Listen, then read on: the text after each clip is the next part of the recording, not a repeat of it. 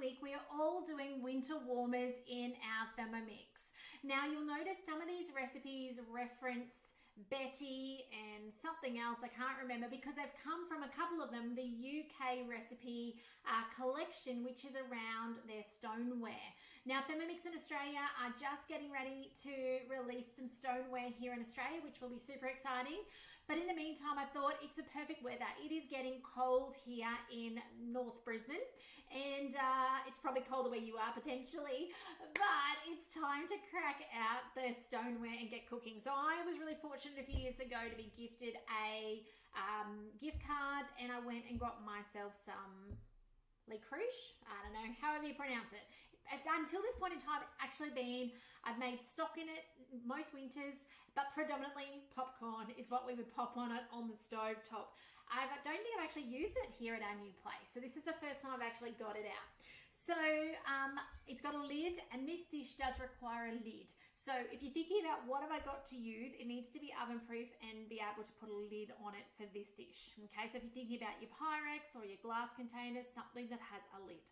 So the first part of this recipe, the Georgian chicken, I'm not going to worry about the bulgur wheat. We're just going to serve ours with rice. Okay, so it's up to you. Don't let that put you off from making it because you see an ingredient there and you're like, oh, will I or won't I make it? Okay, just skip it out. We're going to put it with rice. Okay, easy as that, easy swap. So the first step on this recipe when we get started cooking is it actually wants us to season some chicken with salt and pepper, and then we cook them in butter on a fry pan.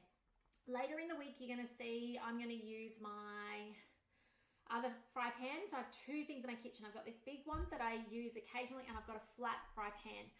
And I'm trying to think of what brand it is. I'll talk about it later in the week. There's another dish we do which calls for one of the UK stoneware, and you'll see me use it because it doesn't require a lid. It's more like a fry pan. I use it for frittatas predominantly. It's a big fry pan style thing.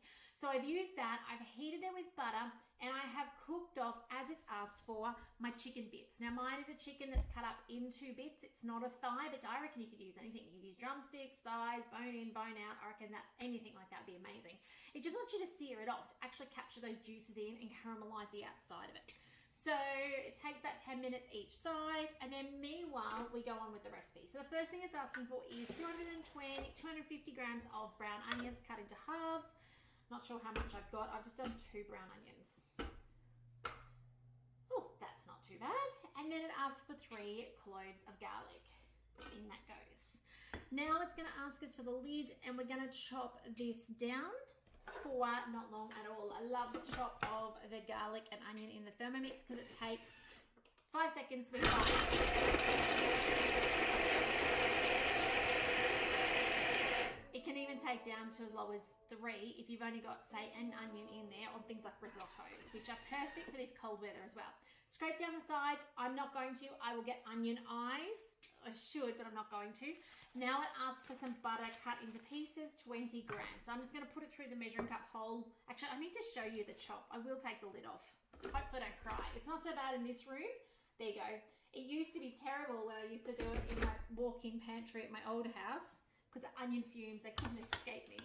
So 20 grams of unsalted butter, or 27, that'll do.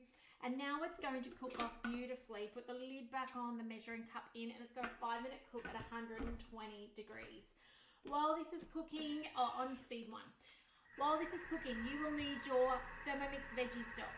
Okay, you will need some salt and pepper and a tin of diced tomatoes. It does call for some masala wine. I don't have it. We're going to go without. So that's the beauty of Thermomix cooking. You can make it up as you go along. So I will come back in 4.5 minutes and I'll show you how we finish off this recipe. So I'll see you soon.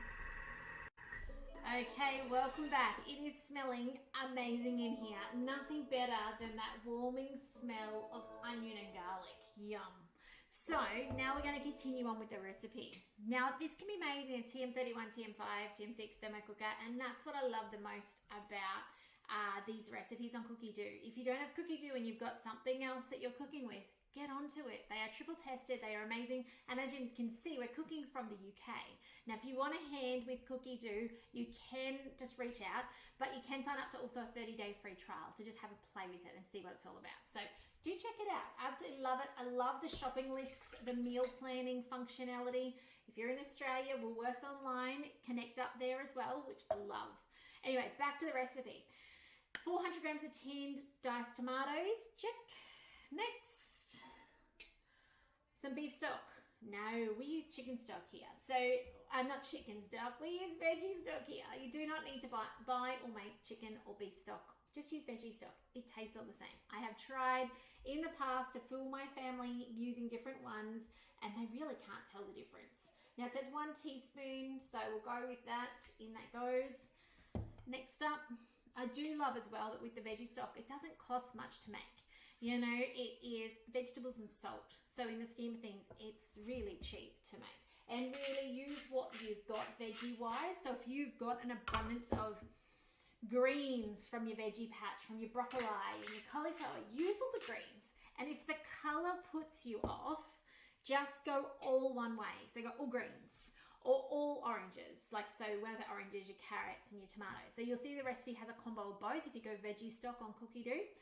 Just go all one way or all the other way, don't mix. I've done a purple one before with purple cabbage, and it had leek, so the white of leek, and then it had beetroot leaves. It was amazing until we put it in a leek and potato soup and it looked like a pinky purple soup, which was a little off-putting.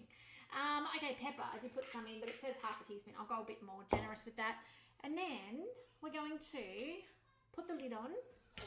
And this is as simple as this is. I love how making these warming winter recipes is so beautiful. So we're going to spin it to speed 1. It's going to cook at 100 degrees for 10 minutes. We'll come back, we'll be putting it on here and getting it in the oven. So I will see you in 10 minutes for the next step. Okay, this 10-minute cook time is done. We go on next, and it tells us that that's the end of that cook time. Transfer to their Betty, which is my casserole, my big dish. The pieces of cooked off chicken, which we've already done. Now it says to add some masala wine to the frying pan and loosen off the stuff off the bottom. I'm not going to do that. I don't have the masala wine. I could probably use some water. I'm not even going to bother.